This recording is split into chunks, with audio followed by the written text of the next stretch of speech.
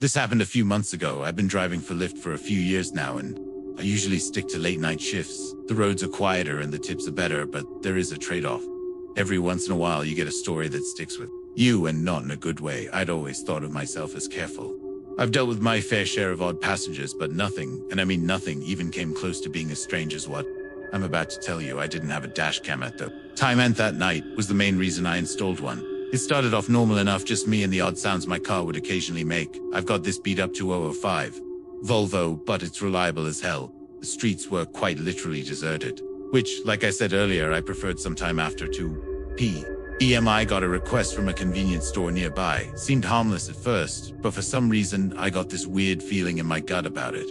You ever get that feeling like something's off, but you can't explain why? That's exactly what hit me. As I drove up, before I even saw the guy, I figured out why. I was getting that gut feeling. The convenience store I was pulling up to was closed. All the lights were off and there was not a single car in the lot. As I pulled closer, I saw him. I made sure to drive pretty slowly so I could get a good look at him. He was pacing outside the store wearing this ratty hoodie that looked like it hadn't seen a washing machine in years. I'm not kidding about that. There was literally a hole in the sleeve.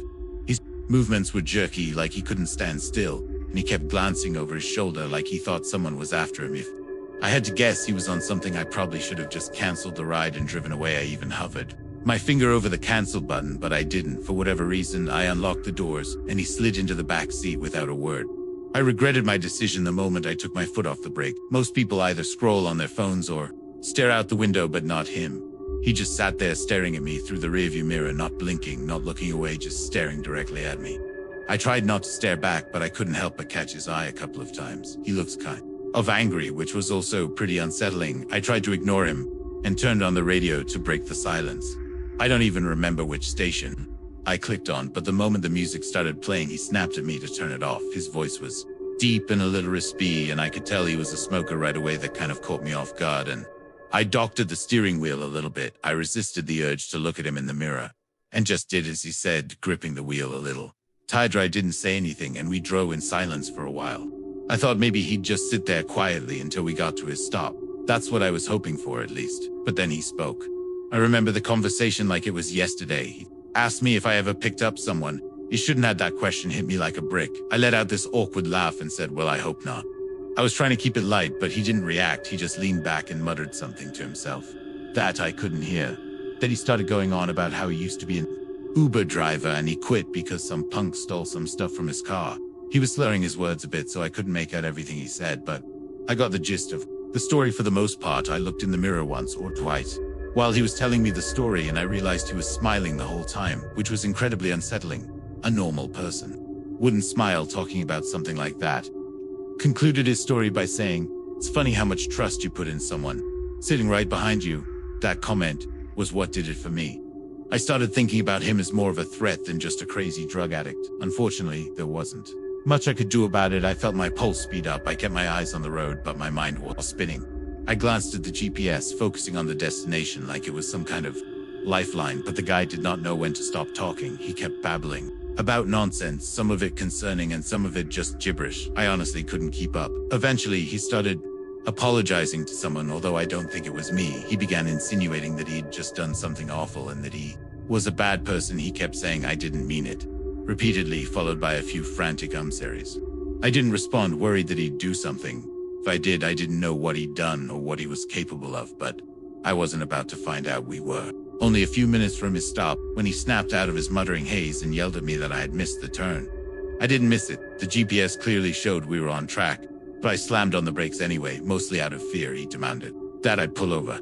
So that's what I did. My hands were shaking at that point. I just wanted the nightmare to be over. As soon as I shifted into park, headlights appeared behind us. It was a police car. I said a silent prayer and watched as it crept down the road, its spotlight briefly sweeping over my car. The guy in my backseat slouched down like he was trying to stay out of sight. I turned my head and saw him lying almost perfectly flat on my backseat with his eyes closed. I whipped my head back around before he saw me, trying to keep my breathing steady. He stayed in that position for a really uncomfortable amount of time. I wanted to ask him to leave, but decided against it. Eventually, he lifted his head and told me I had gotten lucky. Before I had a chance to do anything, he opened my car door and disappeared. I ended up calling my shift short after that. I was shaken up and didn't feel like driving around anymore. It wasn't until a few weeks later that I came across something on my phone that proved how dangerous of a situation I had been in. According to a news article, a convenience store had been robbed on the night. I picked up that passenger. It was 2 blocks from where I had picked that guy up. It makes me sick knowing I was inches away from a dangerous criminal who could have harmed me if he had chosen to. I'm a little scared to contact the police about this. I tried to avoid law enforcement for various personal reasons I won't get into. I'm not really sure if my report would even help either way. I'm much more cautious about who I let in my car music. I used to live in the city. The urban lifestyle is honestly what I always envisioned for myself. I'm not going to get into it. But after an extremely traumatic experience, I couldn't bear even the smallest noises. I began to hate noise in general, my psychiatrist told me. I had developed a rare case of phonophobia, so that pins and needles feeling you get when your foot falls asleep. It's kind of like that. But in my chest, always there, like my body was brackering for something that wasn't coming. Every car horn or slamming door felt like a jolt straight to my nerves. I couldn't keep living like that. About 3 years ago, I found a cabin buried deep in the Pacific Northwest. I don't want to say exactly where it was, for reasons you'll soon understand. But all I'll say is that it was somewhere in Oregon. It seemed perfect. Very few neighbors. No traffic, barely any cell service. What really sold me on it? There was the lack of noise. It was just me and the peace and quiet for the first time in months. I thought I might actually feel safe. The cabin itself was small but cozy. To be fair, it was exactly what the listing had promised. You could tell it had been built to last, with thick wooden beams and a sturdy stone fireplace. It smelled like pine and old books when I first walked in. You know, that kind of earthy scent that's almost comforting. Think like one of those old cabin-style bed and breakfasts for any of you who have gone skiing before. The nearest neighbor lived about a 10-minute walk down a narrow dirt path. I didn't meet her right away, though. For the first few days, I just soaked in desolence. I'd wake up to the sound of birds instead of sirens, and at night, the only thing I heard was the wind brushing through the trees. It was like the whole world had pressed pause and I could finally breathe again. I did all my work from my laptop, so there really was no need for me to connect with the outside world beyond that. About a week after I moved in, there was a knock at the door. The cabin obviously had no doorbell, so those knocks was something I'd have to get used to. I opened the door expecting it to be my neighbor.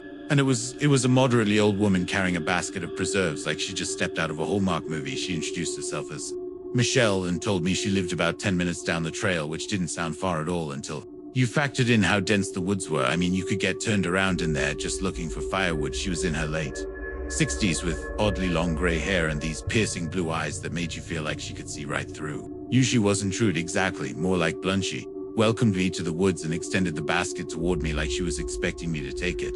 I didn't really have much of a choice. She was practically shoving it in my face. I know it sounds hospitable, but her vibe seemed a little off, if that makes any sense. I grabbed it impulsively, but I admit, I had never been treated that way by a neighbor before. It wasn't anything crazy, but it wasn't something I was used to. I thanked her as I took the basket, and she looked at me like she was expecting me to say something else. I honestly didn't know what else to say. So I just smiled. She kept staring at me awkwardly, which confirmed my suspicion that this woman didn't interact with a lot of people. Eventually she spoke. She said, these were her exact words, which I'll never forget. Always keep your lanterns full, your windows shut tight, and your wits sharper than your axe. It wasn't something a normal person would say to someone else. It was like she was reciting from a rule. It honestly sounded more like a warning than advice. I nodded, smiled, and turned to go back inside after shutting the door. I stood there in silence, waiting to hear her footsteps walk away. She didn't walk away for a good 45 seconds, which was probably the strangest part about the whole interaction, despite the weird vibe. I did appreciate her kindness. She seemed reclusive, but not unfriendly. The kind of person who'd help you if you asked, but wouldn't go out of her way to pry. I told myself it was nice to know someone was close by. Even if I didn't plan on needing her, I didn't even bother looking in the basket. I just set it down in the living room and forgot about it.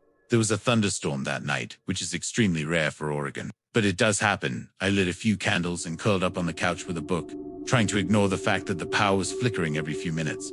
Some of you might find that kind of isolation scary, but I actually loved it for some reason. My brain wasn't freaked out by thunderstorm sounds of the thunderstorm. It was actually that specific storm which gave me that realization. I listened intently to everything outside, and it was, dare I say, soothing, but of course that peaceful feeling didn't last. A few hours after the storm started, there was a knock at the door that nearly made me jump out of my skin. I say knock, but it was really more of a banging. It was loud and definitely not natural, like whoever it was didn't care that it was pouring outside. My heart started pounding, and I began to feel that god-awful tingly sensation in my chest after hesitating for a few seconds. I grabbed the flashlight and got up to check who it was. I looked through the little glass window pane next to the door. It was Michelle, soaked to the bone, and clutching a flashlight, I opened the door and she spoke before I even had a chance to greet her. She blurted out that she saw someone near my woodpile and that I should know about it. I was beyond confused, but her words were incredibly concerning, and that took precedence. He stepped out onto the porch, shining my flashlight into the rain, but I couldn't see anything but trees. I asked her if she was sure, and she nodded. Her eyes kept darting to the woods like she was expecting someone to emerge from it any second. The whole thing was pretty freaky. I kept looking around, but there wasn't much I could make out between the darkness and the chaos of the storm before I could say anything else. She told me to be careful and began walking away without waiting for a response. I watched her head back down the path toward her cabin, clearly unfazed by the pouring rain. I stood there until the glow of the flashlight disappeared out of sight, and then I went back inside. A literal second I shut the door, I realized her story was riddled with holes. How could she have seen someone near my woodpile if her house was 10 minutes away? She must have been on my property. To begin with, why the hell would she be snooping around my cabin during a thunderstorm? Was she lying it? Didn't sit right with me, but marching over to her house in the middle of a thunderstorm was the last thing I was going to do. Still, I had to do something. Then I locked up the cabin as securely as I could and sat in my room listening. The storm started to die down after a while, but I still felt pretty uneasy. A few more hours passed without incident, so I decided that it was probably safe to go to sleep. I can't remember exactly what time it was, but sometime after midnight. I woke up to the sound of a branch snapping just outside my bedroom window. I'm a really light sleeper, so it was 100% POS. Positive it was a branch snapping and not something else. I froze in place for a few tense seconds, listening. Eventually, I crept to the window, half hoping I wouldn't see anything. At first I didn't, but then I spotted her. Michelle, she was standing at the edge of the woods, her body angled away from my house. I could tell it was her because her hair was so long and disheveled. I strained to make out more, but being as there was only moonlight to help me see, it was now I saw her beginning to turn around, so I ducked beneath the window. Before she could catch me looking at her, I stayed crouched there for what felt like forever, and I finally mustered the courage to peek again.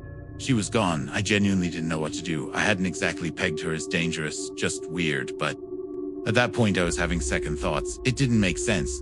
Why would she try and warn me earlier? If she was the one poking around, I didn't sleep for hours. I was pretty dead set on just staying up until sunrise. A few hours passed, and I was starting to get tired as I finally began letting my guard down. There was a knock at the door. It wasn't like the banging from earlier.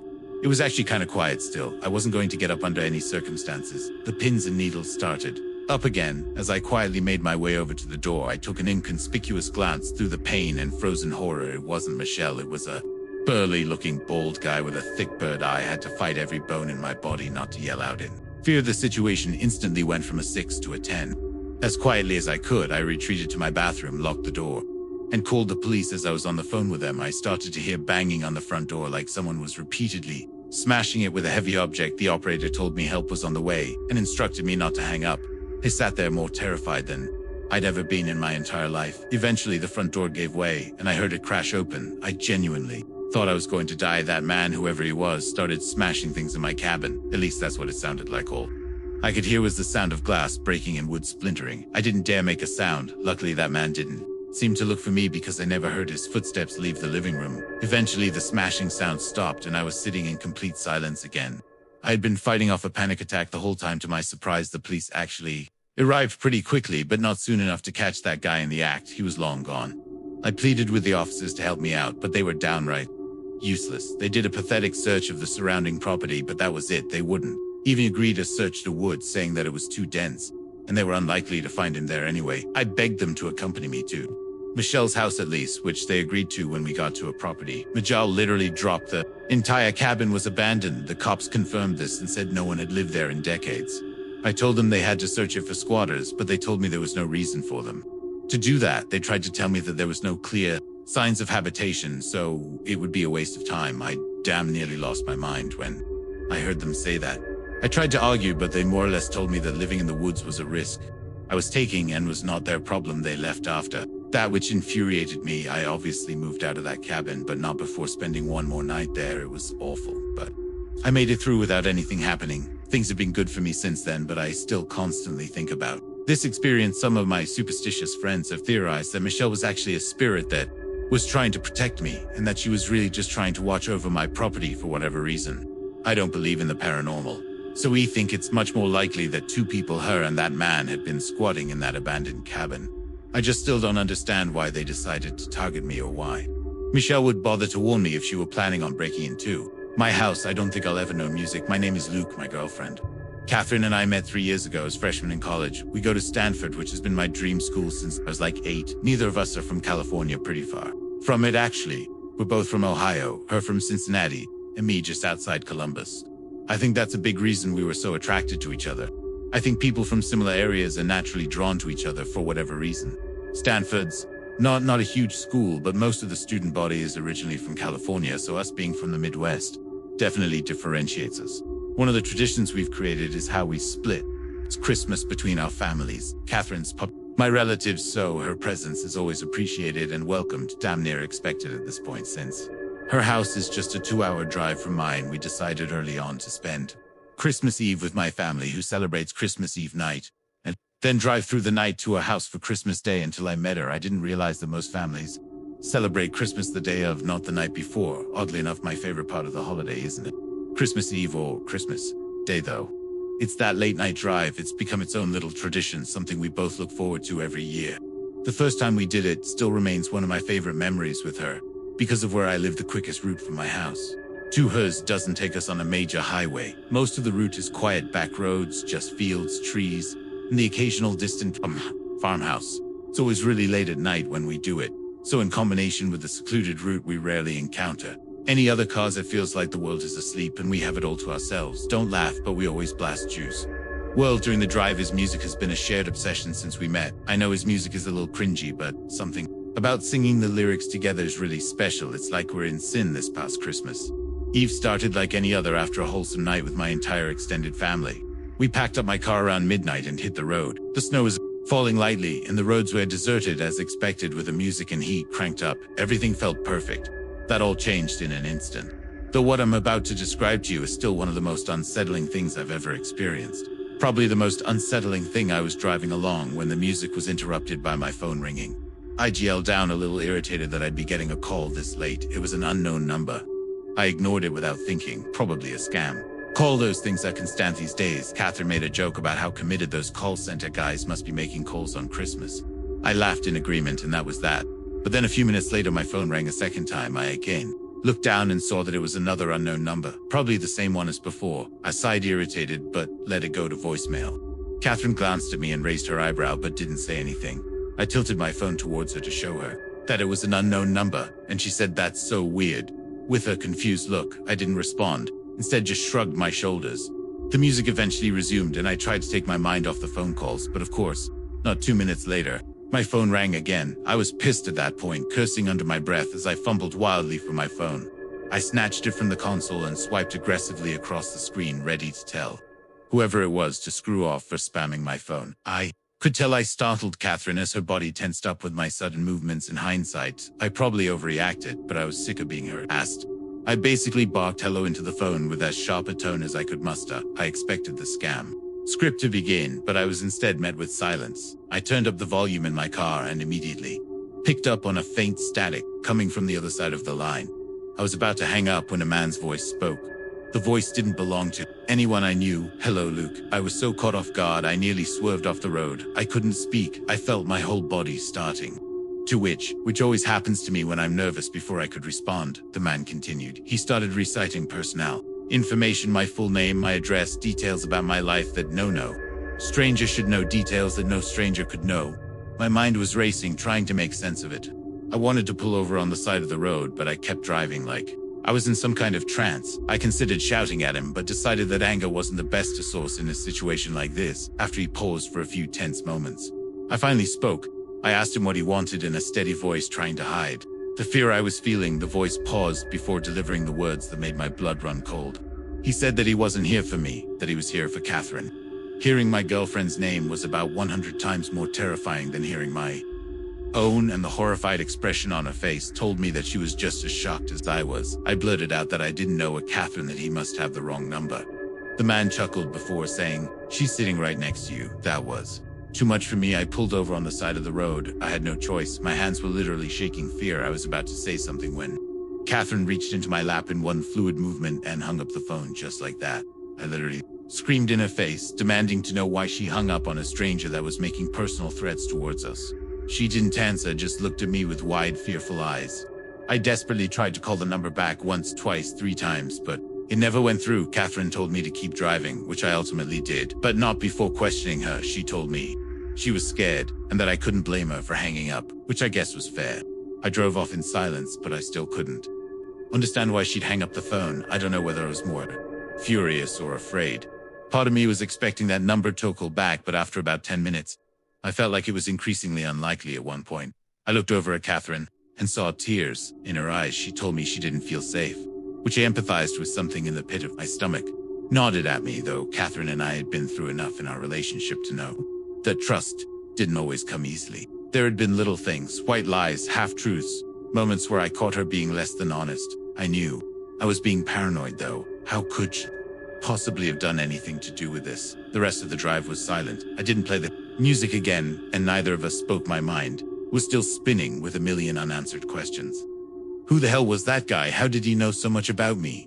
Only my family knew where we were driving that night, and they never pull a stunt like this. I was 100% sure of it. I couldn't think of another explanation, though. Even when we finally pulled into Catherine's driveway, I didn't feel much better. It's been almost a month since this happened, and I have yet to get my answers. Neither of our family members were responsible. We asked all of them. Catherine swears she's just as clueless as I am, which leads me to believe the person on the other end of the phone call had sinister intentions. You might think I'm overreacting to a harmless prank, but I'm telling you, other than our family members, there are no people on earth who knew Catherine and I would be driving that night. I've been reluctant ever since. I can't help but brace myself every time my phone rings. I know he's going to call me again. Eventually, it's just a matter of time.